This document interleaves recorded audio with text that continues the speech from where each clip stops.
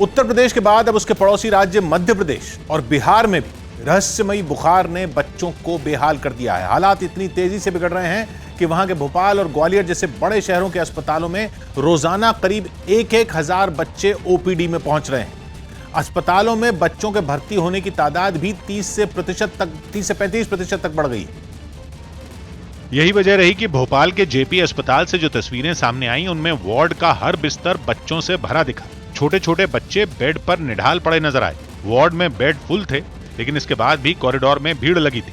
बेटी को परसों से बहुत तेज फीवर आ रहा था, सर्दी खांसी। बच्चों की बिगड़ती तबीयत के पीछे डॉक्टर मौसम के बदले मिजाज को जिम्मेदार बता रहे हैं। हॉट और ह्यूमिड मौसम होता है, इसमें सारे वायरल बैक्टीरियल सभी इन्फेक्शन बढ़ जाते हैं।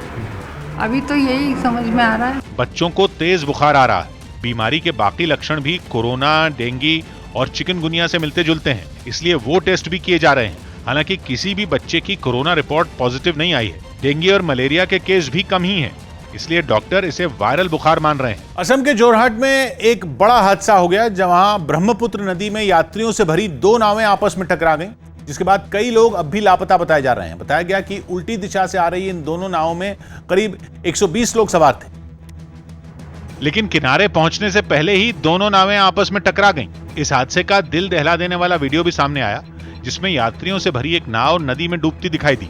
डुबिला। इससे पहले दोनों नावें एक दूसरे से टकराती दिखाई दी। इससे पहले कोई कुछ समझ पाता, एक नाव पानी में ही पलट गई और डूबने लगी। नाव के डूबते ही वहां चीख पुकार मच गई। डूब रही नाव पर कई महिलाएं भी सवार थीं, जिनमें कुछ ने तो जान बचाने के लिए पानी में ही छलांग लगा दी। कई और यात्री भी पानी में कूद गए। हादसे की खबर मिलते ही नदी के किनारे भीड़ इकट्ठा हो गई। आनन फानन में राहत बचाव की टीमें भी पहुंची और बचाव अभियान शुरू किया गया। लापता लोगों की तलाश के लिए कई नावें भी तैनात की गईं। इस दौरान बचाव दल कई लोगों को निकालने में कामयाब रहा, जिन्हें तुरंत एम्बुलेंस के जरिए अस्पताल पहुंचाया गया। सौभाग्य की बात है कि असम के कई इलाकों में एक जगह से दूसरी जगह जाने आने के लिए नाव ही सबसे बड़ा जरिया है। इन बड़ी नावों में एक बार में काफी लोग नदी के रास्ते सफर करते हैं। हादसे का शिकार हुई नावें भी लोगों से भरी थीं और उनमें काफी सामान भी लदा था। ऐसे में टक्कर होने के बाद एक नाव का संतुलन बिगड़ गया और वो नदी में डूब गई।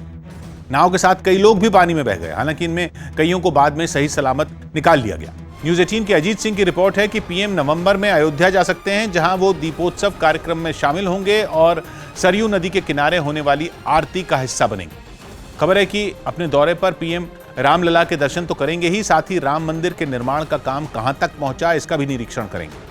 चर्चा है कि पीएम अयोध्या के लोगों से संवाद करेंगे और वो सीएम उन्हें अयोध्या के विकास के विजन डॉक्यूमेंट से जुड़ी सारी जानकारी देंगे। मतलब पीएम को सीएम ये बताएंगे कि इस योजना के हिसाब से अयोध्या में अब तक कितना काम है। अयोध्या में इस बार का दीपोत्सव कार्यक्रम कई मायनों में खास है, क्योंकि ये उत्तर प्रदेश की योगी सरकार का 5वां दीपोत्सव है और इस खास मौके को और शानदार बनाने के लिए जोर शोर से तैयारी चल रही है। कहा जा रहा है कि इस बार का दीपोत्सव 7 दिन का होगा, जिसका उद्घाटन प्रधानमंत्री के हाथों से होगा। यानी कि 1 हफ्ते तक अयोध्या दियों की रोशनी से जगमगाती रहेगी। इससे पहले ये कार्यक्रम 3 दिन का होता था। इन दिनों अयोध्या में सियासी पार्टियों के नेताओं का आना जाना बढ़ गया है। बीएसपी के प्रबुद्ध सम्मेलन की शुरुआत भी अयोध्या से हुई थी और चुनाव से पहले यूपी में एमआईएम की जमीन तलाशने में जुटे पार्टी अध्यक्ष असदुद्दीन ओवैसी भी वहां पहुंचे थे। हरियाणा के करनाल में किसानों ने मिनी सचिवालय के बाहर डेरा डाल दिया और धरना देने बैठ गए। पिछले महीने करनाल में किसानों पर जो लाठीचार्ज हुआ था, किसानों ने उसी बात का विरोध किया और लाठीचार्ज का आदेश देने वाले अधिकारी पर कार्रवाई की मांग की। एक दिन पहले करनाल में महापंचायत के बाद उन्होंने मिनी सचिवालय का घेराव किया था, जिसके अगले दिन भी वो वहीं डटे रहे। सुबह सुबह अखबार पढ़ा, चाय पी और फिर उन्होंने वहां लगाए टेंट, जिसके बाद ये जाहिर हो गया कि ये किसान मिनी सचिवालय के बाहर लंबे वक्त तक बैठने के इरादे से पहुंचे हैं। राकेश टिकैत ने बिना घुमाए फिराए ये बात कह भी डाली। सचिवालय के बाहर टेंट वेंट सब लगा दिया है आपने, कब तक रुकने की तैयारी है? और रुकेंगे, लंबा रुकेंगे। अच्छा। किसान मिनी सचिवालय के बाहर टेंट के नीचे गद्दे डालकर धरने पर बैठे हुए हैं और उनके ठीक सामने मिनी सचिवालय है, लेकिन दोनों के बीच सुरक्षा बल दीवार बनकर खड़े नजर आए, ताकि गुस्से में किसान कुछ ऐसा ना कर दें जो उन्हें नहीं करना चाहिए। करनाल का मिनी सचिवालय ये आप देख रहे हैं सामने, जिसका ये एंट्री गेट है और एंट्री गेट पर इस वक्त तमाम फोर्स तैनात है। लाठीचार्ज की वजह से गुस्साए इन किसानों ने एक दिन पहले मिनी सचिवालय के बाहर जबरदस्त प्रदर्शन किया था और अब उन्होंने वहां डेरा डाल लिया है। किसान संगठनों के आंदोलन के बीच ही केंद्र सरकार ने किसानों के फायदे का बड़ा ऐलान किया। न्यूज 18 के विक्रांत यादव की रिपोर्ट है कि कैबिनेट की बैठक में केंद्र सरकार ने रबी की फसल की एमएसपी यानी न्यूनतम समर्थन मूल्य को बढ़ाने को मंजूरी दे दी। प्रधानमंत्री की अध्यक्षता में हुई बैठक में साल 2022-23 के सीजन के लिए रबी की फसलों की एमएसपी बढ़ाने का फैसला लिया गया। केंद्र के इस ऐलान के बाद गेहूं की एमएसपी में 40 रुपए की बढ़ोतरी की जाएगी, यानी गेहूं का न्यूनतम समर्थन मूल्य 1975 रुपए प्रति क्विंटल से बढ़ाकर 2015 रुपए प्रति क्विंटल कर दिया जाएगा। वहीं जौ की न्यूनतम समर्थन मूल्य में भी 35 रुपए की बढ़ोतरी होगी, जबकि चने का न्यूनतम समर्थन मूल्य भी 130 रुपए बढ़ जाएगा। इसी तरह मसूर की दाल के न्यूनतम समर्थन मूल्य में भी 400 रुपए की बढ़ोतरी होगी और वो 5,100 रुपए प्रति क्विंटल से बढ़कर 5,500 रुपए प्रति क्विंटल हो जाएगी। इस ऐलान के बाद प्रधानमंत्री ने एक ट्वीट कर इसे किसानों के हित में लिया गया फैसला बताया। सौभाग्य की एक बात यह है कि सरकार बार बार कह रही है कि वो किसानों के फायदे के लिए फैसले ले रही है। रबी की फसलों पर एमएसपी बढ़ाकर उसने किसानों को तोहफा भी दिया, लेकिन दिल्ली की सीमाओं पर धरना देने वाले किसान मानते नहीं दिख रहे और अब तो राकेश टिकैत की अगुवाई में ढेरों किसान करनाल में भी धरना देने बैठ गए। वहां किसानों की तैयारी देखकर प्रशासन की चिंता बढ़ गई है कि कहीं दिल्ली की सीमाओं की तरह वहां भी उनका जमावड़ा न लग जाए। पाकिस्तान सीमा से महज 40 किलोमीटर दूर राजस्थान के बाड़मेर में पहली बार हाईवे पर लड़ाकू विमानों को उतारा गया। इस नेशनल हाईवे के 4 किलोमीटर के एक हिस्से को इस तरह से तैयार किया गया कि उस पर लड़ाकू विमान लैंड कराए जा सके। इस हवाई पट्टी का उद्घाटन रक्षा मंत्री राजनाथ सिंह और सड़क परिवहन और राजमार्ग मंत्री नितिन गडकरी करेंगे। लेकिन उससे एक दिन पहले भारतीय वायुसेना के कुछ लड़ाकू विमानों का हाईवे पर ट्रायल कराया गया। यही नहीं, पाकिस्तान सीमा के करीब बनाई गई हाईवे पट्टी से उड़ान भरने के बाद इन लड़ाकू विमानों ने हवा में फ्लाई पास्ट भी किया। जिन लड़ाकू विमानों ने इस हाईवे पर लैंडिंग की उनमें सुखोई 30 MKI और जगुआर शामिल रहे। बताया गया कि इस हवाई पट्टी को हाईवे का रखरखाव करने वाली संस्था NHAI और एयरफोर्स ने मिलकर तैयार किया है। और देश की सुरक्षा के लिहाज से इस तरह की हवाई पट्टियां बेहद अहम हैं, खासतौर पर तब जब वो पाकिस्तान जैसे पड़ोसी की सीमा के इतने करीब हों। देश के किसी नेशनल हाईवे पर सेना के विमानों के उतरने का ये पहला मामला। इससे पहले 2017 में यमुना एक्सप्रेसवे पर सेना के विमानों की लैंडिंग करवाई गई थी, लेकिन पहली बात तो ये कि वो नेशनल हाईवे नहीं है, दूसरी बात यह कि वो किसी अंतर्राष्ट्रीय सीमा के पास नहीं, और सबसे अहम बात यह कि वो एक ड्रिल थी जिसका मकसद केवल यह देखना था कि नागरिकों के इस्तेमाल के हाईवे भी इमरजेंसी के वक्त सेना के काम आ सकते हैं या नहीं। अब पहले उस जगह को समझते हैं जहां ये हाईवे है। राजस्थान का बाड़मेर जिला, बाड़मेर की पाकिस्तान की सीमा से दूरी करीब 40 किलोमीटर है, सिर्फ 40 किलोमीटर। अगर कभी भी जंग के वक्त हालात बिगड़े तो ये हाईवे बहुत काम आने वाला होगा। ये नेशनल हाईवे नंबर 925A है, जिसका करीब 4 किलोमीटर का एक हिस्सा पहले ही तय कर दिया गया कि ये एक इमरजेंसी लैंडिंग फील्ड होगा। मतलब ये एक ऐसी हवाई पट्टी जिसका इस्तेमाल देश की सेना किसी इमरजेंसी के वक्त में कर पाएगी। अब सेना के सामने इमरजेंसी क्या होगी, सीधा सा जवाब यह है कि या तो जंग होगी या जो भी होगा जंग जैसा ही होगा। कुछ दिनों पहले अजय देवगन की एक फिल्म OTT पर रिलीज हुई, नाम था भुज। फिल्म देश की एक ऐतिहासिक घटना पर आधारित है और फिल्म में दिखाया गया कि कैसे 1971 की लड़ाई के दौरान पाकिस्तान ने गुजरात के भुज में भारत की हवाई पट्टी पर बमबारी की। बम गिराए जाने से रनवे बर्बाद हो गए, मतलब हवाई पट्टी पर कई फीट गहरे गड्ढे हो गए, जिसकी वजह से वहां भारत अपने प्लेन पहुंचा नहीं सकता। एक तरह से यह रनवे रिपेयर होने तक भारत की वायुसेना बिल्कुल बेबस हो गई। ऐसा कभी भी किसी भी देश के साथ जंग के दौरान हो सकता है, इसलिए इस तरह के इमरजेंसी लैंडिंग फील्ड बनाए जाते हैं जो आम नागरिकों के इस्तेमाल की सड़कों पर होते हैं।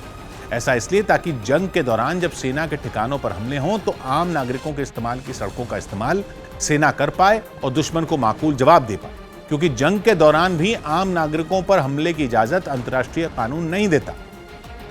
सौभाग्य की बात है कि इस एयर स्ट्रिप के बनने से इमरजेंसी में वायुसेना को काफी मदद मिल सकती है और ऐसी हवाई पट्टियां देश की सुरक्षा के लिहाज से भी काफी अहम हैं। इसलिए पाकिस्तान की सीमा से सिर्फ 40 किलोमीटर की दूरी पर बनाई गई इस हवाई पट्टी पर उद्घाटन से पहले वायुसेना के कई विमानों ने उतरने का अभ्यास किया। 5 राज्यों के आगामी विधानसभा चुनाव को देखते हुए बीजेपी ने अपनी चुनावी टीम तैयार कर दी। न्यूज 18 के यतीन्द्र शर्मा की रिपोर्ट है कि केंद्रीय मंत्री धर्मेंद्र प्रधान को यूपी का प्रभारी बनाया गया और आगामी विधानसभा चुनाव के लिए पार्टी ने उन्हें चुनावी अभियान की कमान सौंप दी। उनके साथ यूपी के लिए 7 सह प्रभारी भी नियुक्त किए गए, जिनमें केंद्रीय मंत्री अनुराग ठाकुर और अर्जुन राम मेघवाल भी शामिल हैं। इस बार बीजेपी ने यूपी के लिए चुनाव प्रभारी और सह प्रभारियों के अलावा खास तौर पर 6 संगठन प्रभारी भी नियुक्त किए। इसके अलावा उत्तराखंड की कमान केंद्रीय मंत्री प्रहलाद जोशी को दी गई, जबकि गजेंद्र सिंह शेखावत को पंजाब का प्रभारी बनाया गया। वहीं मणिपुर के लिए केंद्रीय मंत्री भूपेंद्र यादव और गोवा के लिए देवेंद्र फडणवीस को प्रभारी बनाया गया। गुजरात में मानसून कुछ ज्यादा ही मेहरबान नजर आया। वहां राजकोट में बादल आफत बनकर बरस पड़े। वहां के कई इलाकों में इतनी बारिश हुई कि शहर में नदियां बहने लग गईं। और सड़कों को तो देख पाना तक मुश्किल हो गया। एक जगह पर पुल से पानी ऐसे बहता दिखा मानो वहां कोई झरना फूट पड़ा हो। वहां गोंडल में तो कई घंटों तक चली बारिश के बाद लोगों की जान पर बनाई। शहर की हालत तो खराब थी ही, सिर बचाने के लिए जिन घरों का आसरा था उन पर भी पानी ने कब्जा जमा लिया। लोगों के घरों में पानी ऐसा घुसा कि सामान तैरने लगा। एक जगह पर तो अंडरपास में एक कार ऐसे फंसी कि वो नजारा देखकर ही सिहरन पैदा हो जाए। आगे की तरफ से पूरी तरह पानी में समा चुकी कार को बरसाती पानी लील जाने पर आमादा दिखा।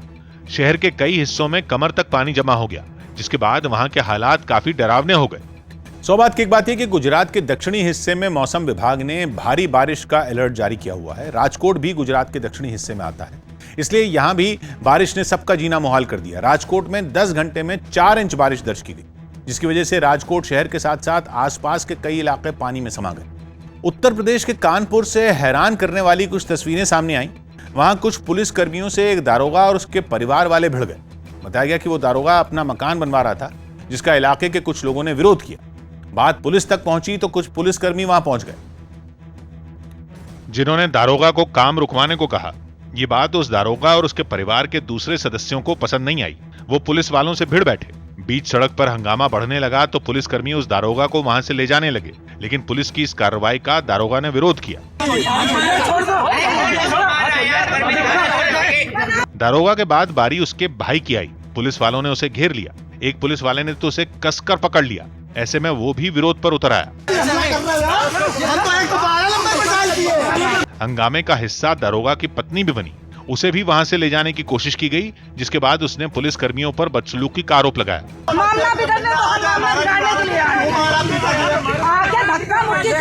इस हंगामे के दौरान दारोगा को चोटें आईं, जिसे इलाज के लिए अस्पताल ले जाया गया। मेरी पत्नी के साथ भी बदतमीजी की और मुझे मारे।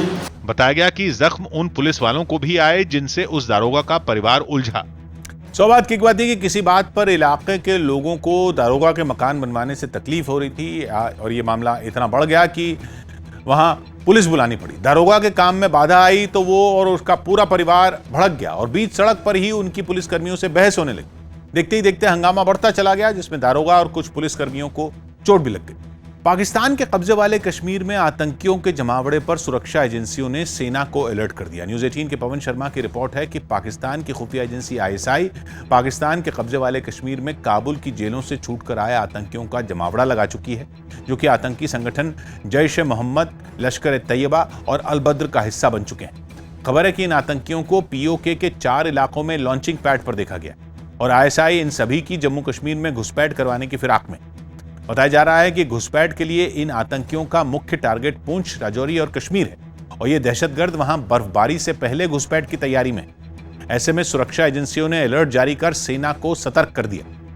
मुंबई के गिरगांव चौपाटी से एक हैरान कर देने वाला वीडियो सामने आया। वहां सड़क पर चलती हुई कार में एक धमाका हुआ, जिसके बाद कार से आग की लपटें उठने लगी और बीच सड़क पर आग के गोले में तब्दील हो चुकी कार को देखने के लिए वहां भीड़ इकट्ठा हो गई। बताया गया कि कार के CNG सिलेंडर में ब्लास्ट से अचानक आग लगी और फिर चंद सेकंड में इसने पूरी कार को अपनी चपेट में ले लिया। खबर लगते ही वहां तुरंत दमकल विभाग के लोग पहुंच गए, जिन्होंने आग को बुझाने की कोशिश की। इस दौरान सड़क के दोनों तरफ से आने वाली गाड़ियों को रोक दिया गया। आग लगने से कार पूरी तरह बर्बाद हो गई और कुछ मिनट में कार की जगह सिर्फ कबाड़ का एक ढांचा बचा दिखा। सौभाग्य की बात यह कि मुंबई के जिस इलाके में यह हादसा हुआ वहां लोगों की आवाजाही आमतौर पर काफी ज्यादा रहती। बताया गया कि यह कार एयरपोर्ट की तरफ जा रही थी और CNG टैंक में ब्लास्ट की वजह से हादसे का शिकार हो गई। उत्तराखंड के रुड़की से हैरान करने वाला एक वीडियो सामने आया। वहां वैक्सीन लगवाने के मुद्दे पर 2 पक्षों में मारपीट हो गई। बताया गया कि उस वैक्सीनेशन सेंटर पर टीके की दूसरी खुराक लगाई जा रही थी, लेकिन वहां पहुंचे 2 लोग पहली डोज लगवाने की जिद करने लगे और इसी बात पर वो वैक्सीन लगाने वाले स्वास्थ्यकर्मी से भिड़ गए। इसी बीच उसका भी पारा चढ़ गया और उसने मारपीट शुरू कर दी। बवाल बढ़ता देख वहां मौजूद लोगों ने बीच बचाव की कोशिश की। फर्स्ट डोज लगाओ, जब सेकंड का पोर्टल है मैं कैसे लगा दूं फर्स्ट डोज, मेरे हाथ में है नहीं जब कुछ। ये लोग शांत होने का नाम लेते नहीं दिखे। जबकि लगातार उन्हें एक दूसरे से अलग करने की कोशिश वहां जुटे लोगों ने बरकरार रखी। गाली दे रहा तू? गाली दे रहा? गाली दे।